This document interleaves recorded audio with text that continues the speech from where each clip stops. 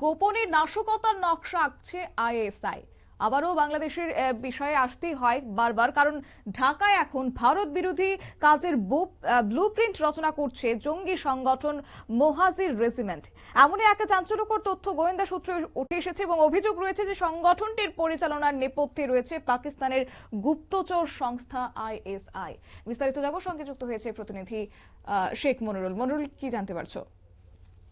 দেখো, বাংলাদেশে অবস্থানরত ভারতীয় নাগরিক এবং ভারতীয় হাইকমিশনের উপর বড়সড় জঙ্গি হামলার ছক কষছে পাকিস্তানের গুপ্তচর সংস্থা আইএসআই। গোয়েন্দা সূত্রের খবর অনুযায়ী এমনই এক চাঞ্চল্যকর তথ্য উঠে এসেছে। গোয়েন্দা তথ্যে দাবি করা হয়েছে গত 26শে ডিসেম্বর থেকে এই নাশকতার পরিকল্পনা বাস্তবায়নের নির্দেশ দেওয়া হয়েছে, যা দুই দেশের নিরাপত্তায় বড়সড় উদ্বেগের তৈরি করতে পারে।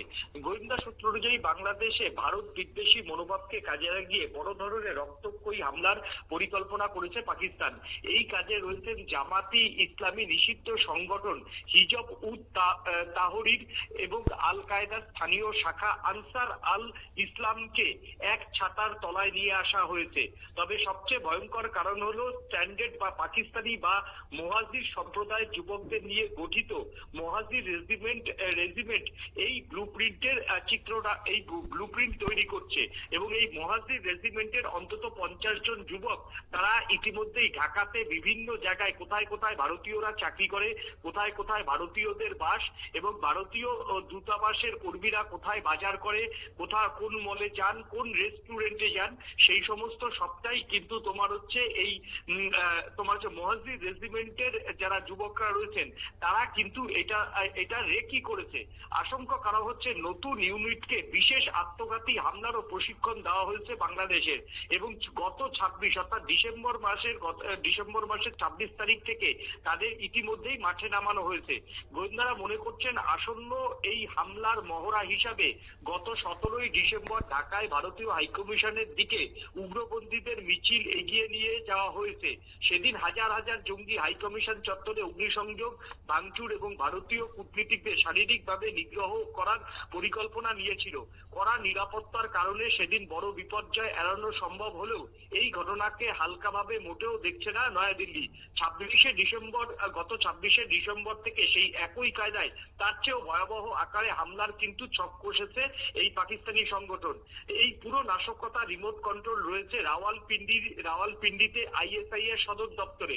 গোয়েন্দা রিপোর্টে উল্লেখ করা হয়েছে দক্ষিণ এশিয়ার উগ্রপন্থী প্রচারের সঙ্গে যুক্ত এক কুখ্যাত জিহাদি প্রকাশনা সম্পাদককে এই অপারেশনের নেতৃত্ব দেওয়া হয়েছে। অনলাইন এবং অফলাইন উভয় মাধ্যমে ভারত বিরোধী উস্কানি ছড়িয়ে জিহাদিদের মগজ ধোলাই করা হচ্ছে।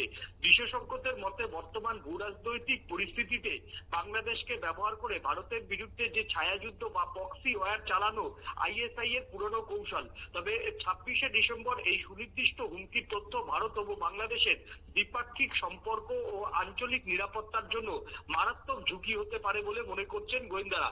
এই হুমকির পরিপ্রেক্ষিতে ঢাকায় ভারতীয় হাইকমিশন, সহকারী হাইকমিশন ও অন্যান্য ভারতীয় প্রতিষ্ঠানের নিরাপত্তা নজিরবিহীনভাবে বাড়ানো হচ্ছে। বাংলাদেশ সরকার এ বিষয়ে প্রকাশ্যে বিস্তারিত কিছু না জানালেও ভারতীয় গোয়েন্দা সংস্থাগুলো ঢাকার সঙ্গে নিয়মিত যোগাযোগ রেখে চলেছে। পরিস্থিতির উপর দিল্লি থেকে কড়া নজর রাখছে ভারতীয় গোয়েন্দারা। যে কোনো ধরনের নাশকতা প্রতিহত করতে প্রস্তুত রয়েছে ভারত এবং সেই সঙ্গে বাংলাদেশকে জানানোর পর এখন ওয়াকারুজ্জামানের সেনা কখনোই চাইবে যে ভারতীয় দূতাবাসগুলির উপর হামলা হোক, তাহলে কিন্তু মুখ পুড়বে বাংলাদেশের।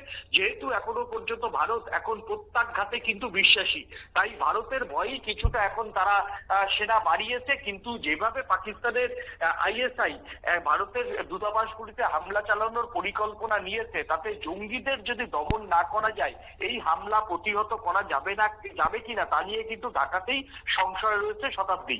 আইএসআই এর ছত্রছায়ায় সংগঠিত এই নতুন নেটওয়ার্ক দক্ষিণ এশিয়ার নিরাপত্তার জন্য কত বড় হুমকি বলে মনে করছো?